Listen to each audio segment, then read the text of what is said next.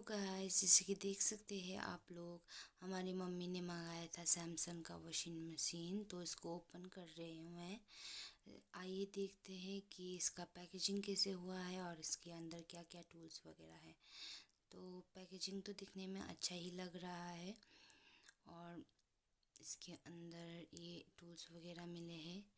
Warranty card भी इसके अंदर ही है और इसके अंदर पाइप भी मिला है, पर इसको असेंबल करने के लिए कोई नहीं आया था और हमने फटाफट कपड़े भी धो दिए। Thank you for watching.